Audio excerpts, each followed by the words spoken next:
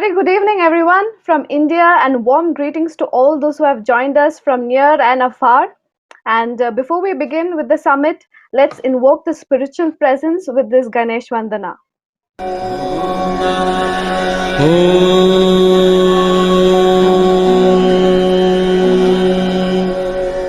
वक्रतुण्ड महाकाय सूर्यकोटिः समप्रभ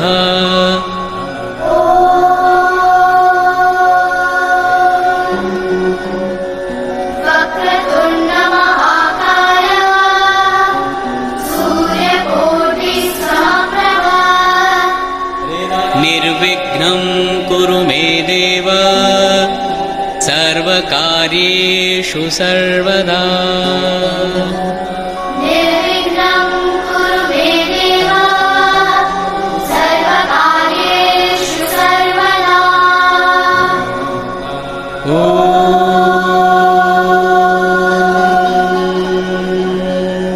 वक्रतुण्ड महाकाय सूर्यकोटिः समप्रभ निर्विघ्नं कुरु मे देव सर्वकार्येषु सर्वदा.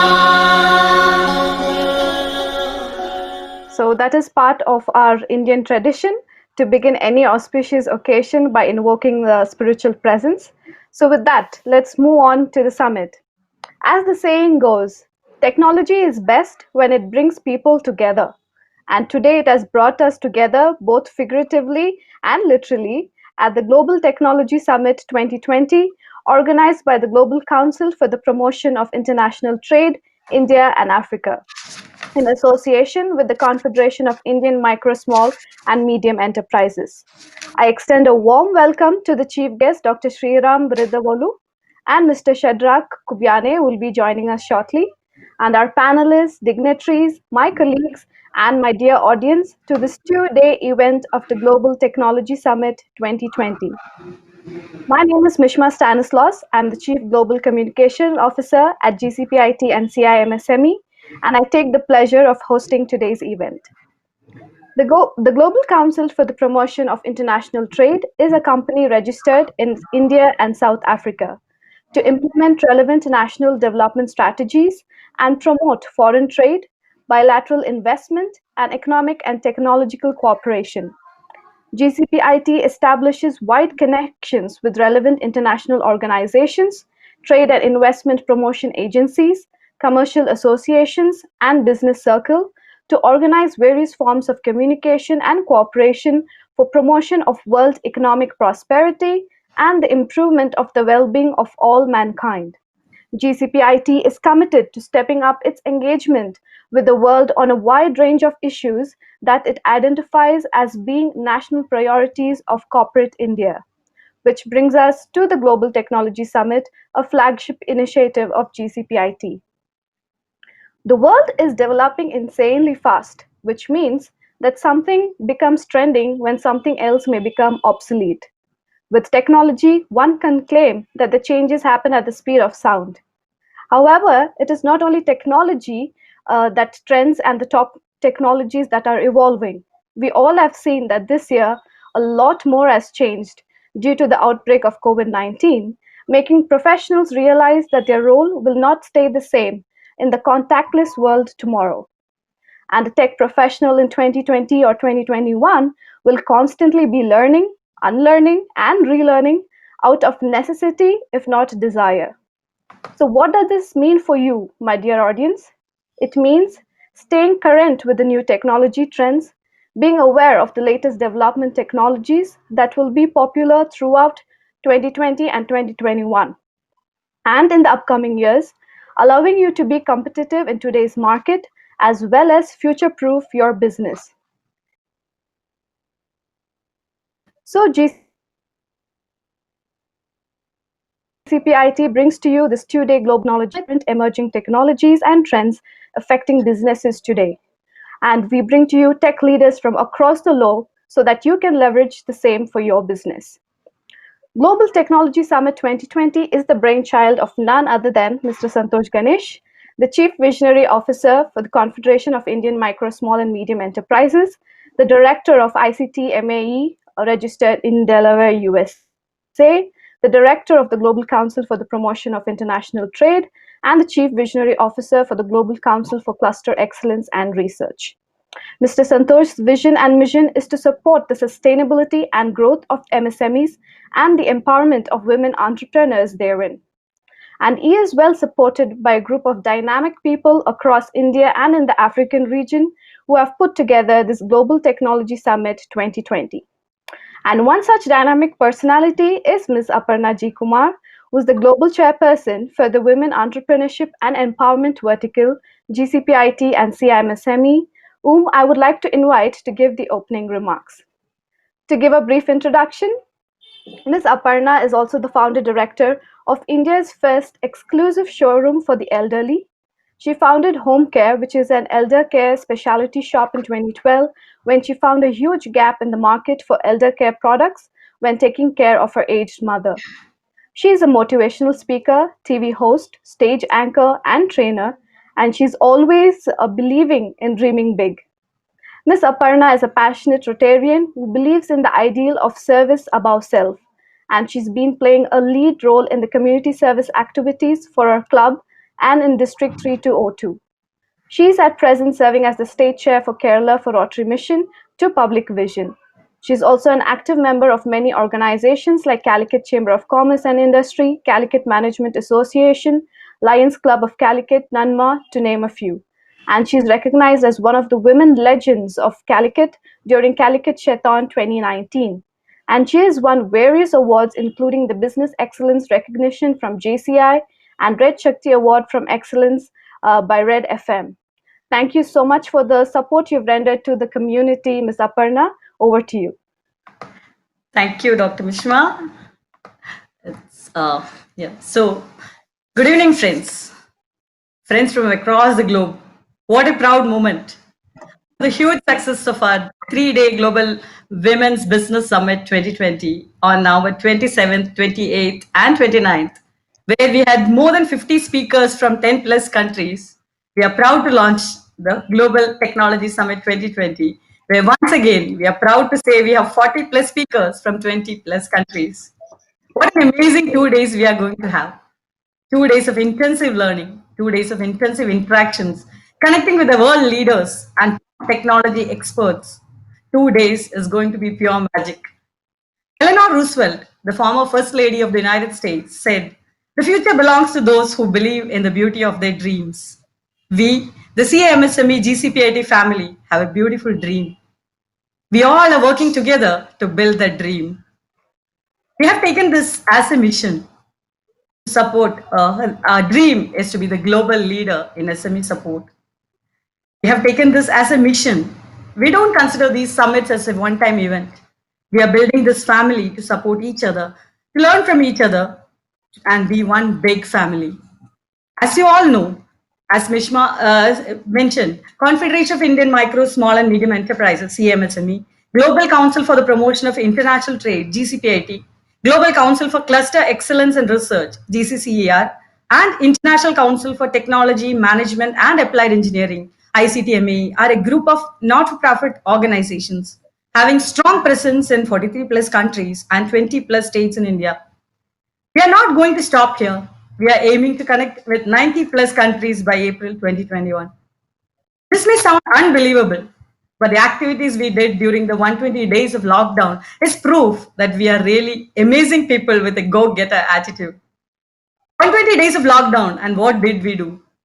We conducted various knowledge sessions, impacted 7,000 plus unique entrepreneurs, hosted the district, state, and national council in India, conducted EDP, that is Entrepreneurship Development Program, for 3,500 plus participants across India, built international trade collaboration with 11 plus countries, celebrated global leadership dialogue with 4 countries, Sri Lanka, Netherlands, Scotland, Trinidad and Tobago, etc.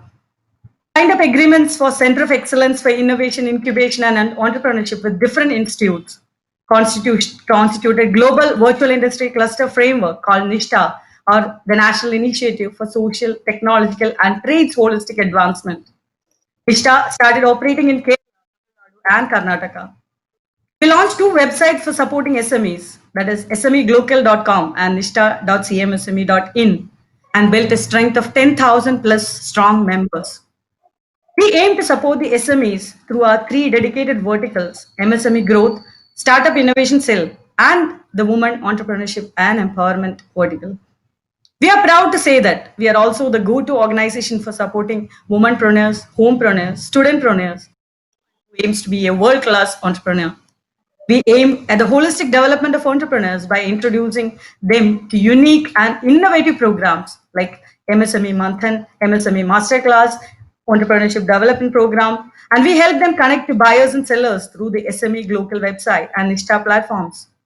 We have a Nudge Lab, a virtual lab for improving decisions about health, wealth, and happiness. We have an e-magazine called Communic with more than 69,721 subscribers. We are launching our global e-business magazine soon, which is called the SME Global Business. We also have a global web portal called Global CXOs. These are all a few of our initiatives. There are many, many more. And as Mishma said, this all came from the master brain, the founder director, the global chairman, and the chief visionary officer, Mr. Santosh Ganesh. He is the person who dreamed of building an organization to bring together startups, MSMEs, and women entrepreneurs together, handhold them, and take them to a global level. He is a person who dreamt of connecting the dots and bringing the world's best people, products, and practices together. But he still believes in bringing human touch to the digital world. He'll be addressing us at the end of the summit.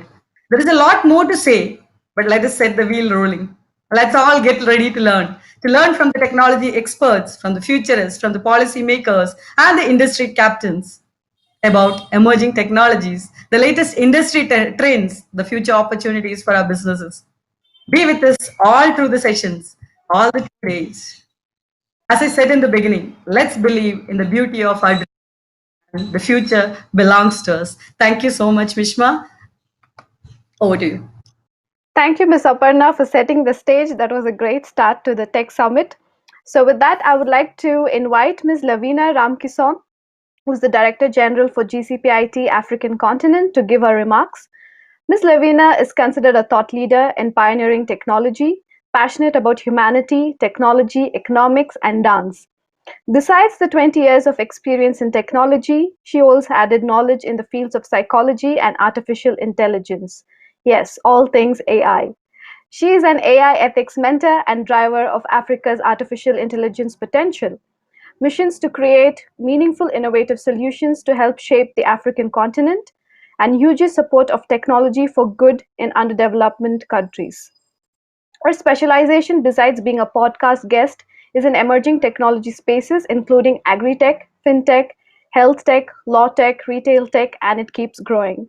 So she aims to educate, inspire, and drive AI innovations across Africa. It is a pleasure to have you with us today, Ms. Lavina. Over to you. Thank you so much. Namaste, bonjour, saribunani to everybody. Thank you so much for having this platform.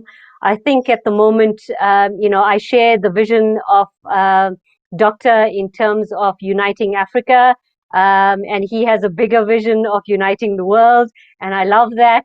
I think at the moment, in terms of technology, we stand on a precipice of being the change for humanity.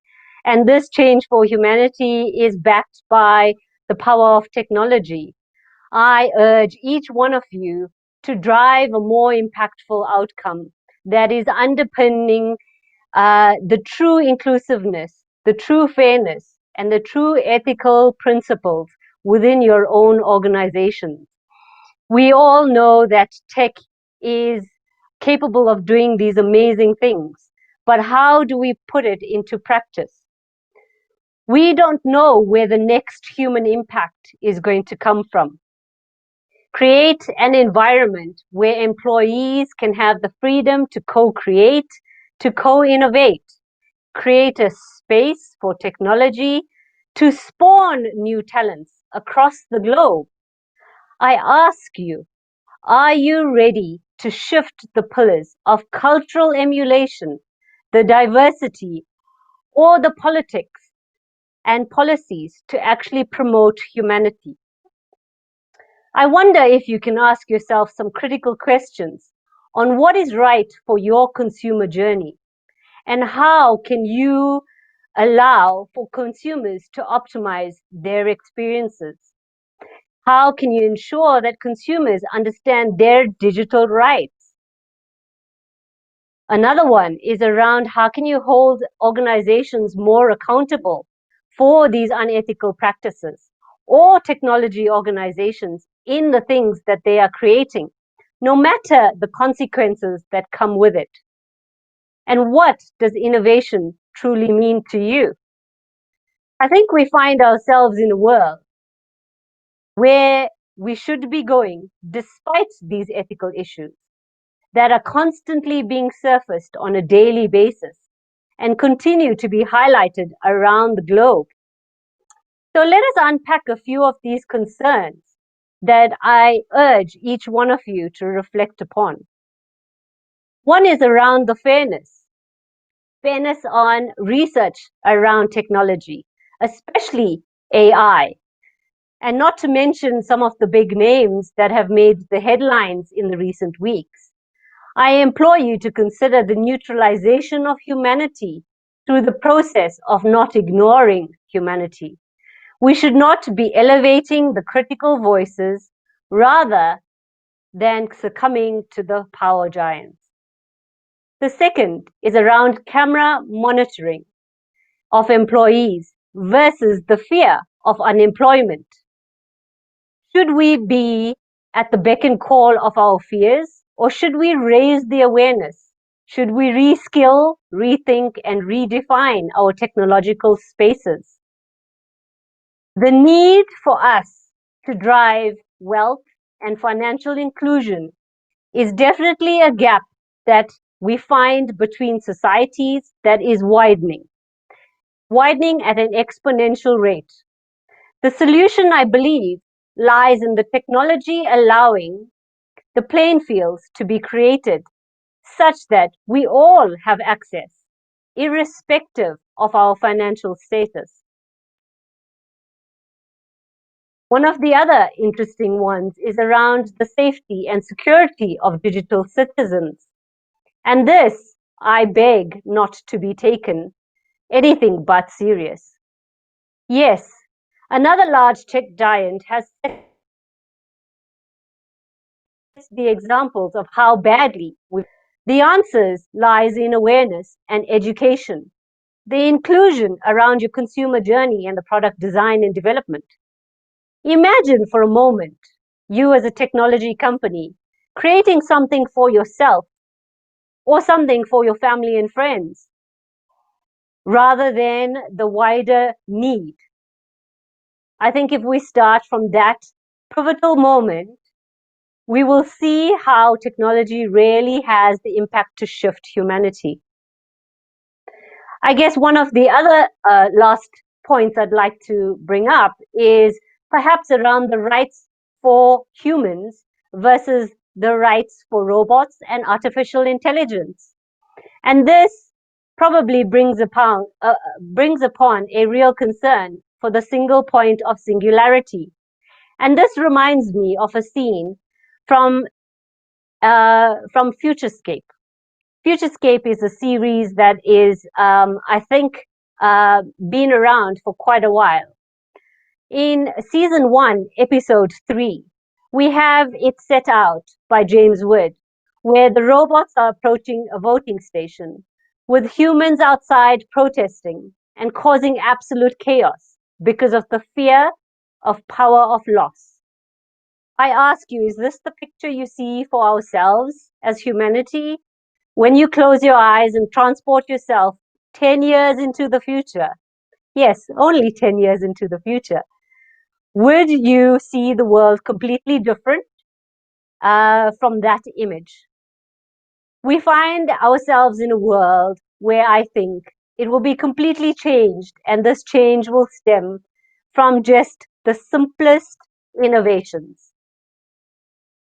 I think maybe it's a moment to reflect that we will soon have one of the largest elderly populations. And what does this mean? we are going to see ourselves with an elderly population that has a large access to bionic limbs, arms, bionic lenses. Are we not blurring the lines between robots and humans? And how perhaps have we then gotten ourselves confused in all of this? I believe that we are reaching the point of singularity when we reach the point of singularity, we will be the most powerful one yet. And that is when we will be able to unleash our true potential as human beings. Keeping the critical dimensions of ethics is one that must remain visible. But the battle for humanity will not be lost. I urge you as entrepreneurs, as businesses, as corporates, to shift from power, control, and equity to one of simple trust, transparency, and fairness. It's simply a matter of survival. For those that choose not to evolve will rather pay a huge price. Like the examples we discussed earlier on. The transition into this new technology age is fundamental into how we need to actually achieve this. What are those key principal elements? They survive around ecosystems that enhance radical thinking, radical innovation, not only for companies, but for individuals alike. Then there's eco-services that underpin frameworks, governance, and training. We have eco-skills that then represent knowledge, culture, and gender inclusion. And lastly, the eco-pillars of supporting policy changes and adoptions within your organizations for humanity to be its best. We seem to have lost trust over the years in our society in terms of politics, in terms of technology, in terms of humanity. However, it's not as bleak as it seems. The question has never really been around technology being out of control. Yeah, I guess that's kind of the geek side in me, trying to advocate for technology being really awesome. And technology rocks, right? We know better now what technology is capable of. Anything we want it to be. Yet the psychologist in me is dying to understand what humanity is actually capable of. With the latest research and implementation around neuroscience and quantum computing, almost mimicking human brains and the rate of processing that information. Where to next in our journey? The future is embraced by humanity's urgent need to be different from the last 100 years of existence. What lies beyond these blurred lines is still one of hope and an exciting one. What does your future company look like? Being the global shaper that you are, I trust that you will be bold to break the shackles of politics, power, and trend, to create beauty for humanity wherever you go. So thank you so much, and I hope everyone really enjoys the next 2 days, and welcome again to everyone. Thank you so much, Ms. Lavina, for the great opening and definitely given us a lot of food for thought, which I'm sure all of us are going to ponder upon for the next 2 days. So with that, I would like to invite our chief guest for today, Dr. Sriram Birudavolu. He is the CEO of Cybersecurity Center of Excellence, Hyderabad. He's a senior management executive with over 2 decades of global experience in IT, ICT, and telecom industry, with an excellent track record of progressive achievements. With expertise in building high-performance organizations that enable and catalyze business and innovation strategy. Dr. Sriram holds a PhD in Open Innovation in ICT, conferred by the Indian Institute of Foreign Trade in 2016. He's also published a book titled Business Innovation and ICT Strategies with Palgrave Macmillan Springer Publications, Europe in 2018. He comes with leadership experience in reputed technology companies such as Oracle, VeriSign, HP, Siemens, and TechSpan, which is a Goldman Sachs technology venture.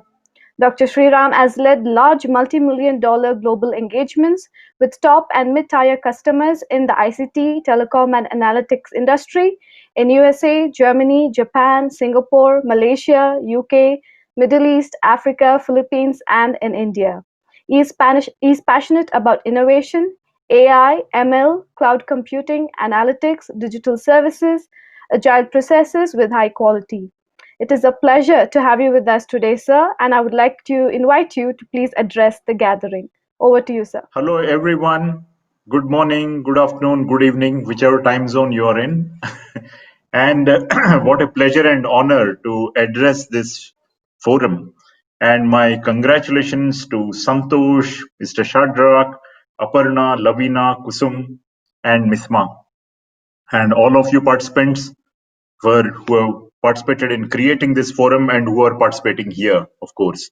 And will forge wonderful collaborations here in future. From all what I've heard and seen, I've known Santosh for a while now, and this is really so thrilling to see and hear about all the things that are how it is shaping up. So I'd like to start my presentation. Yeah. Okay. Yeah, please. So while I belong to the domain cybersecurity, and I will, of course, people are lost in the sense so many small changes are happening all over the place. But what is the big picture? What is really going on? I thought I'd focus there. Okay. First of all, I start my slide with a tsunami. Why is this tsunami there? Because that is the pace of transformation and change that is happening, the change that everyone talked about. It is very rapid, huge, it is sophisticated. So do we say that? What is the proof of this? Business cycles are faster than ever before. Over the past 50 years, the average lifespan of companies on the Standards and Poor 500 has shrunk from 60 to 18 years. I've deliberately picked up things before tsunami, before this whole COVID crisis. You see that how it has shrunk. That means COVID has perhaps accelerated some of the changes, but this is an underlying phenomenon. Digital transformation is difficult, but not doing it is worse. 52% of the Fortune 500 companies have been merged, acquired, and have gone bankrupt since 2000. What path are you going to take? That is the question before all of us, before every company, organization, as well as governments. How do you create value out of all this if so much disruption is happening? Very simple answer. This is the simplest. Of course, it will take a lot of sessions to really cover this, but business, design, and technology, all three are required, and you achieve success in the sweet spot in the middle. And what is really happening here? The long tail business model. In the long tail, you see that small number of, in the small products, large volumes of sale, large product each sold at low volumes, 80%. And this goes on and on as more and more new products are developed. So this thing covers it, but talent, innovation, technology, entrepreneurship, investments, and regulation. These are the forces that play into creating value as well as new businesses. Collaboration is key here. One quick question, what is common to all of these companies? All of these were startups 15 years ago. That is what is the new wave now. In fact, there are dozens of startups valued at 5-year-old startups valued at billions of dollars. So now I switch gears and move on to the cybersecurity industry. So it is nearly a $250 billion market right now, and the employment rate is 99.9%. It may have dipped into negatives. Many say it is minus 4%. Employment opportunities are plenty, which itself is an indicator, and growth opportunities 10.4. Very, very conservatively, it could go as high as 14%. CAGR. So people have told me that even in these times of COVID crisis, they are getting resumes in every other sector. Large companies have been approaching me, but in cybersecurity, they're not getting enough resumes at all, if any. Okay. Why is this happening? Here, some figures. 85% of the businesses experienced phishing and social engineering attacks. 3.92 million global average cost of a data breach. $20 billion cost of ransomware attacks to global orgs by 2021. 39 seconds is the time duration for each hack attack. The top of the list are malware, phishing, ransomware, DDoS, IoT attacks, MITM, man-in-the-middle attacks. 94% malware delivery by email, and 5,200 attacks on IoT devices per month. These are all compiled statistics. The real ones are probably much more. These are the ones that have been reported. This is the result of that big digital tsunami that's happening as we are more and more of us are going online in every aspect, every sphere of life. Since the time the COVID crisis started, the cyber attacks have gone up by 700%.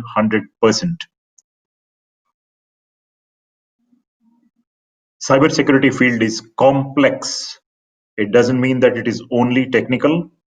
There is legal side as well. The regulatory side, privacy laws, and also IT laws, cybersecurity laws, and all those are also there. But this is a very brief glimpse. There are dozens of fields, 200 fields, attractive opportunities in the cybersecurity market. Okay, so here's what it looks like. Okay, the worldwide market, as I mentioned, is $250 billion. Okay, and vendors are leveraging every aspect of technology. Cybersecurity cuts across all verticals, all horizontals, right from chip level security, hardware security, to the application level security, and everything in between. Network, middleware, platforms, virtualization, everything. Social media, upstairs, you'd see fake news and defense areas, offensive and defensive security. All of these are there. Now, coming to our DSCI CCOE, you see there are 5 pillars essentially in the nature of collaboration. You see that industry, large, medium, small enterprises, governments, central government, state government, law enforcement, defense, and policy making, academia and R&D centers, universities and technical institutions, user groups, all the user industries like banking, pharma, and all, which consume the technologies, and collaborations. So we have wide collaborations with many, many countries. We are very happy to have collaboration with CIMSME, which is doing so well. Hope to see it go well. And about DSCI, it's a not-for-profit, one of the largest apex body of cybersecurity in India, largest industry body. So those of you who do not know, Data Security Council of India is a part of NASSCOM. Okay. NASSCOM itself, National Association of Software Service Companies, is India's largest IT industry body with many, many corporate members, chapters, communities, and all that. India's digital momentum. This is what it is. 1.2 billion Aadhaar cards. Largest digital identity program. About 700 million internet users.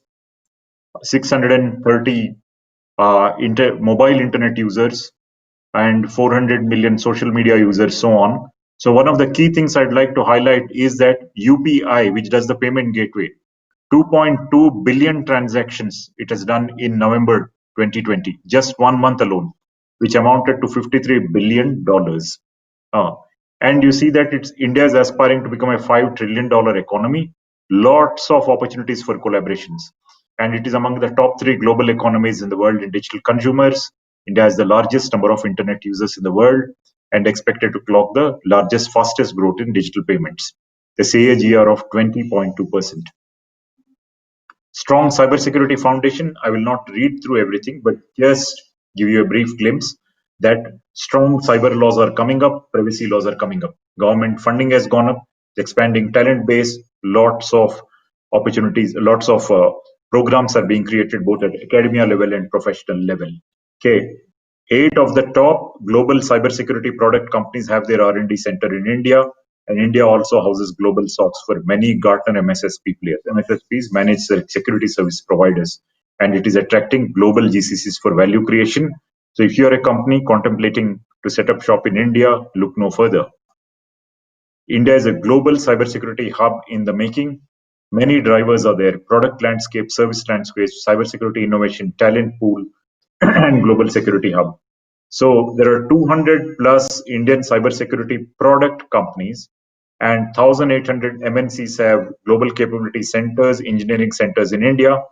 Talent is huge, 130K. Services landscape growing at 22%. And they're expanding. Cybersecurity companies are expanding their presence. Innovation is shifting from traditional SOC models, that is security operations center models, to fusion centers. And there are more and more new GCCs being set up. So very briefly, how much time do I have, Misma? Sir, maybe another 2 minutes or so. Okay, Yeah, because we are a bit out of schedule. So yeah, go ahead. Okay. So here is the product landscape overview. 200 plus security product companies, patents, employees, and many of these are cloud ready. You may be wondering what are the technologies: AI, ML, analytics, quantum cryptography, IoT security, encryption, blockchain, and orchestration.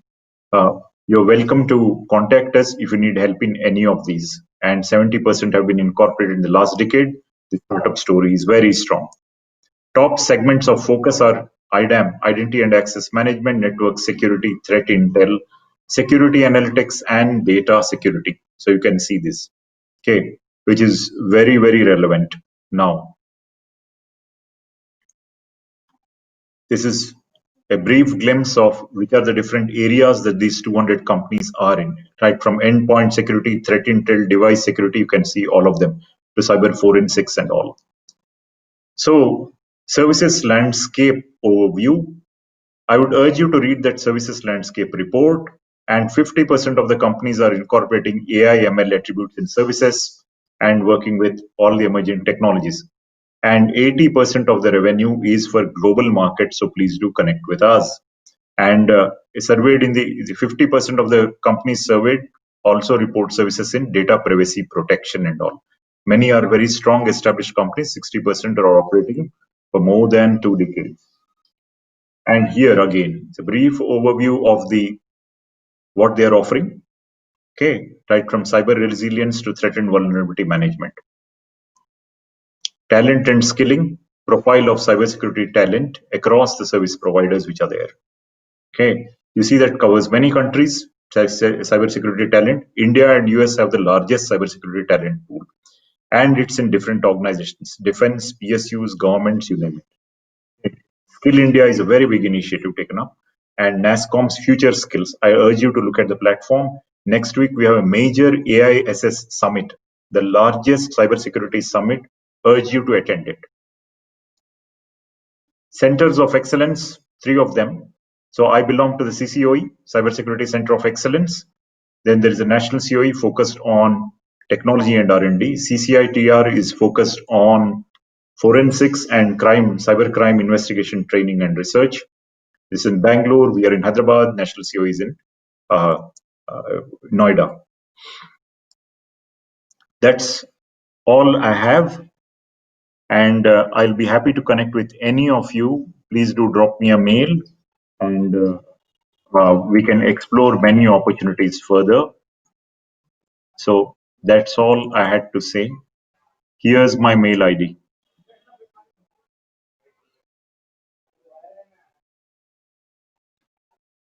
Thank you very much for your attention, and wish you all the best in your learnings from the next 2 days of very interesting sessions, I should say.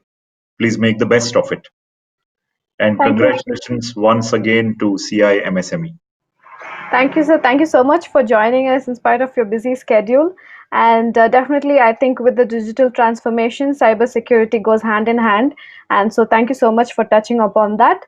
And you can share your email ID, sir. And I think our participants or anybody who's interested will get in touch with you. Oh, sure. Yes. Thank you Thank you, so sir. much. Thank you for joining in. Yes. Yeah. I just put it up on the chat.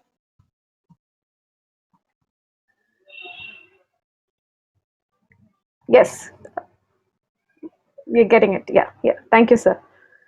Thank you. So moving forward, I would now like to extend an invitation to our international chief guest for today, Mr. Shadrach Kubiane, to share his keynote.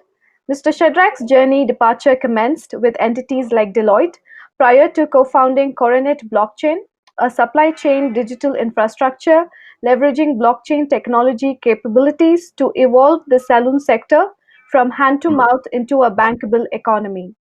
His corporate track record and highlights comprises of spearheading specialist business development task teams that accelerated a closed medical aid scheme from a modest balance sheet position to a 5 billion South African rand front foot position.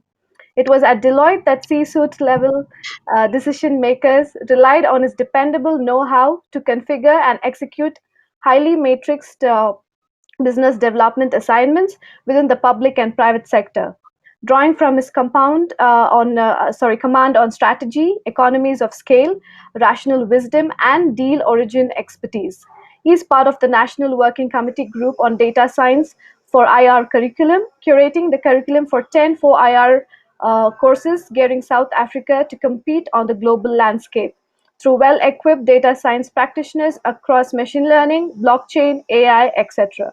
So it is great to have you with us today, Mr. Shedrick, and over to you, sir. Thank you kindly. I really appreciate. Thank you for the courtesy, and perhaps at this moment, it's all courteous that I direct focus to conveying my thanks for your hospitality and the Global Technology Summit team organizers, every effort made to create this co-creation platform where the best of breed can come together to exchange real value. I'm really grateful to be on board, and indeed, all the best to the lineup of speakers that will be helping to do the heavy lifting to ensure that we co-create the future we want. I would like. With that being said, some of you may or may not be able to recognize the following phrase that I'm going to share with you. Balimi, go lema, timo. What that means, that's my native language of either Setswana or Sepedi, which is native to South Africa's Great North in the 9 provinces. What does that mean though? What that simply means is that joint ventures and collaborations in the villages where I grew up were the standard of the day, they were the norm, where villagers would come together in our agricultural efforts to ensure that when tools are needed, when efforts were needed, when energy was needed, we will pull our resources together to work together, not only to make the job lighter for everybody, but to especially ensure that no one is left behind. The widow who doesn't have anyone to work with them, the orphans that are perhaps on their own, or anybody who might be on a disadvantaged position is included in and catered for by those organic village level joint venture model. Why is that important? I'm going to share with you 3 things that are also in sync with the heartbeat and the vision objectives of Global Technology Summit 2020. Those things are what my village neighbors are reminding us at this moment of digitization towards a post-COVID reality is the following. Availing their tools, efforts, and time ensured access, collective access, so that no one was left behind. It's a very important value that I will unpack on further as I progress in my delivery. The second element, which ties to the first, is inclusivity and inclusive growth. Maybe you can even call it inclusive well-being, was just standard in a village. As in our humanity, we ensure that no one was left behind. Very strangely, that was 35 years before the UN and other policy frameworks pronounced sustainable development goals, pronounced that 2030 leave no one behind. We were being human.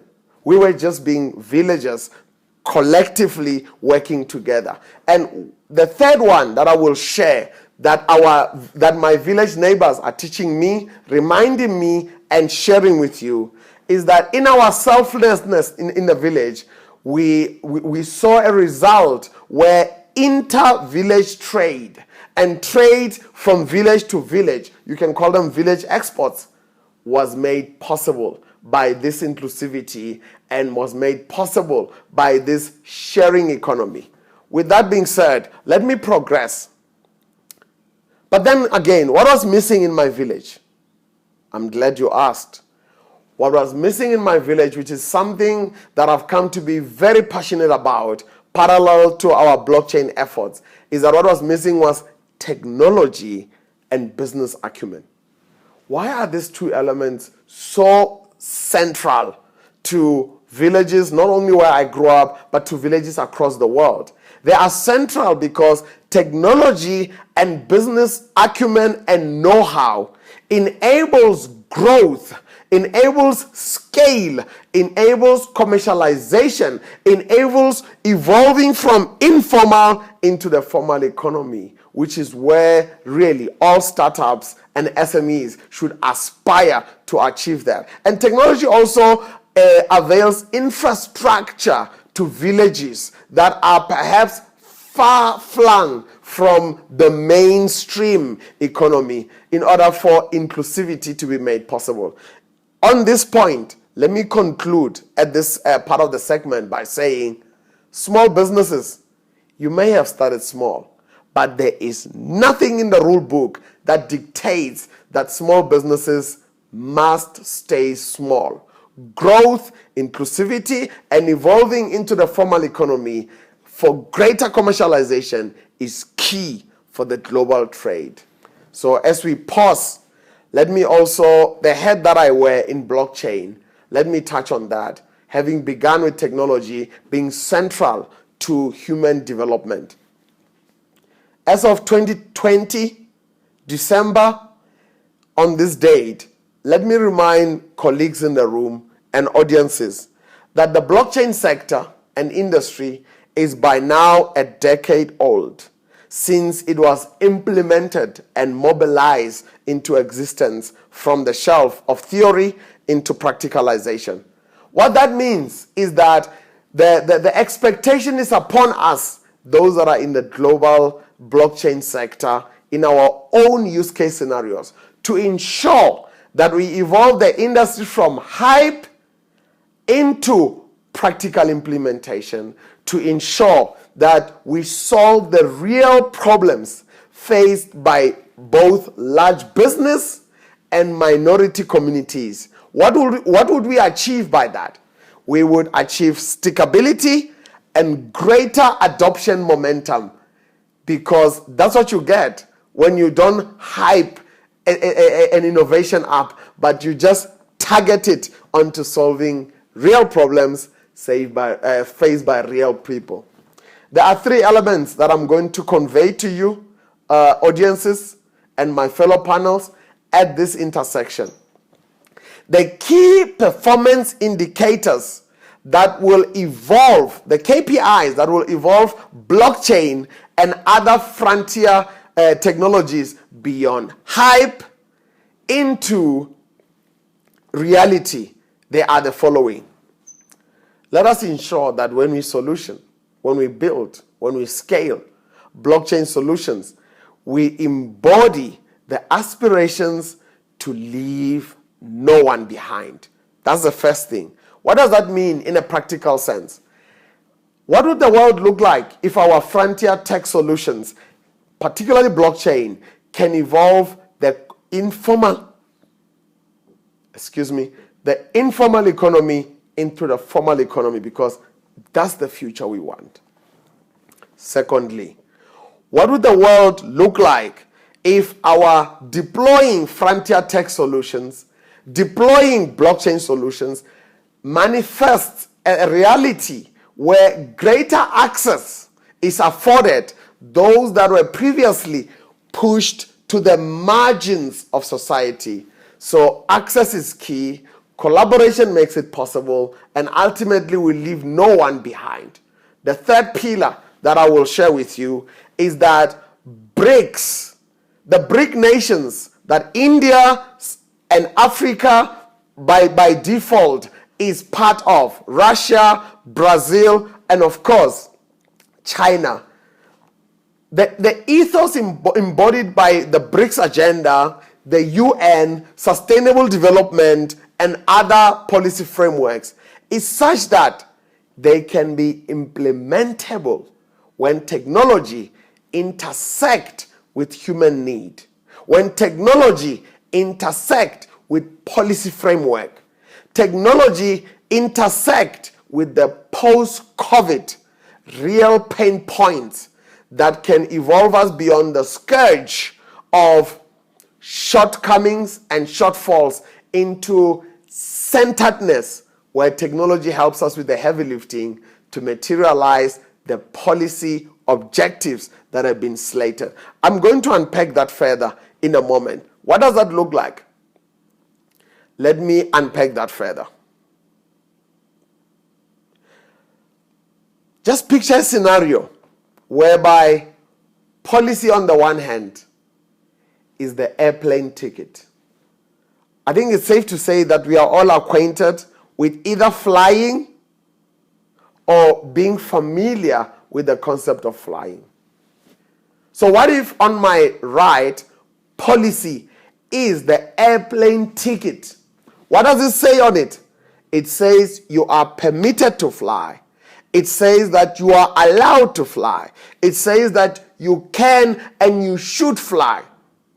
But where does technology come in? Technology, on the other hand, is the infrastructure, is the jet, is the airline jet that actually makes the flight possible. Policy permits it, and technology, as the jet, makes it possible. Keep that in mind, because while policy might display great intentions, technology is the lever that, when mechanized in whatever shape or form, IoT, AI, blockchain, machine learning, and all these emerging frontier technologies, when mechanized, they avail the jet. Because after all, we don't want you to show up at the airport with a ticket that says you're flying today, only for the jet to be AWOL, to be missing in action. That's where policy and frontier technology with innovation, they intersect to deliver the aspirations that we all want.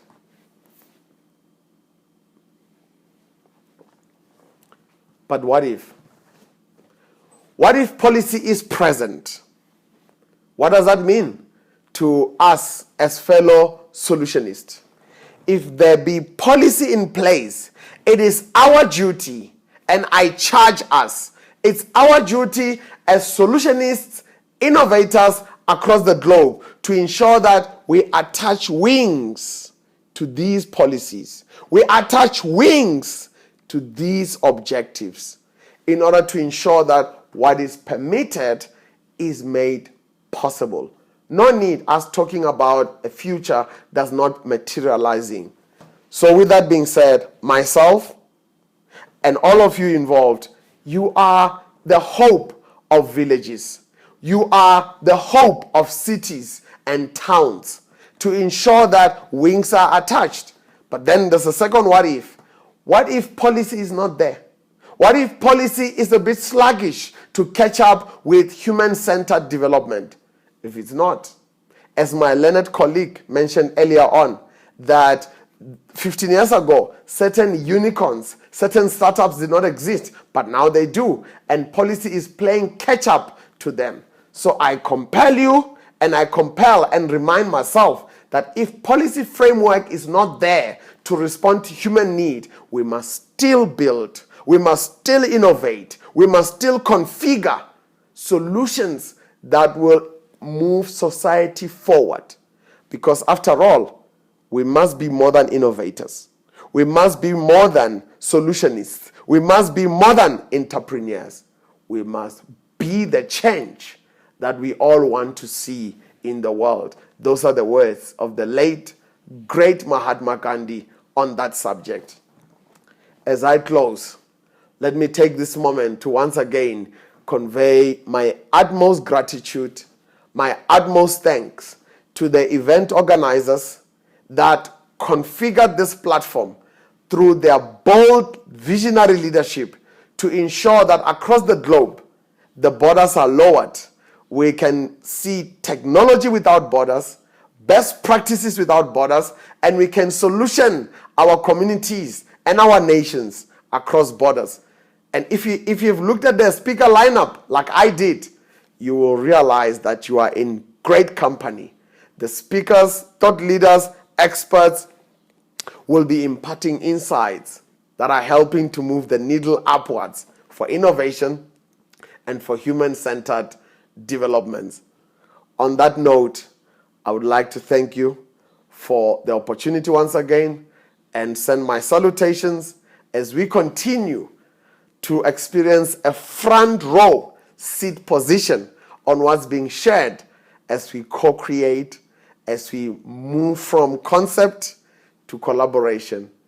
Much appreciated. Here is the future we want. Blessings upon blessings. Thank you. Thank you. Thank you so much, Mr. Shadrach Kubiane, for joining us today. It was a great session and indeed aligns with the motto of our founder of replacing competition with collaboration. So thank you so much for joining us today. And we'll quickly go to the next part. And here I would like to invite our global ambassador. As part of our brand India Global Mission, we have identified few global ambassadors who have taken an oath to contribute to the society in the best way possible and to be the wave of change across various areas.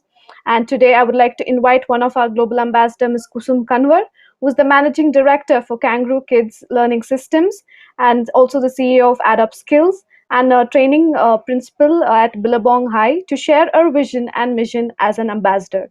Over to you, Ms. Kusum. Thank you, Dr. Mishma. Good evening, everyone. I'm Kusum Kanwar, Global Ambassador, DCPIT. I'm delighted and thrilled to be a part of the Global Technology Summit 2020. Global Ambassador is a flagship initiative by CIM, SME, and GCPIT. It has a strong mission to empower, collaborate, innovate, and stand together as true human beings and not miss the human touch, as quoted by our founder and director, Mr. Santosh Ji. In 2010, when the Right to Education Act was implemented, a simple question asked was, school is a right, but will Indian girls be able to go? The skepticism and uncertainty was hidden in the question. The skepticism is now a fact, backed by statistics. Thus, I'm on a mission to empower girls and women to address diversity, inclusion, and girl-child education. My key projects continue to include educating hundreds of young tribal girls each year, imparting hygiene and basic education, and teaching thousands of street children. Diversity is a fact, but inclusion is a choice. And educating a girl child is also a choice we all have with us. India could add a whooping $770 billion to the country's GDP by 2025 just by encouraging girls to study and participate in the workforce. Changing social mindset is mammoth. Nonetheless, making a simple change of shared housework with all genders will have enormous outcomes. Simply, it gives girls time to go to school. I'm ready to undertake this. I'm the global ambassador with a mission to drive this change. Thank you. Thank you so much, Ms. Kusum, and wishing you all the best in your endeavors. With that, on behalf of GCPIT, I again extend my heartfelt appreciation and gratitude towards our chief guest, Ms. Dr. Sriram, and Mr. Shadrach for joining us today. Thank you so much. So with that, audience, we'll take a short break, a very short break indeed, and we're going to come back with a power-packed panel discussion on how blockchain is creating better public services. So please stay with us. Thank you very much. Thank you. Thank you, Dr. Sriram. Yeah.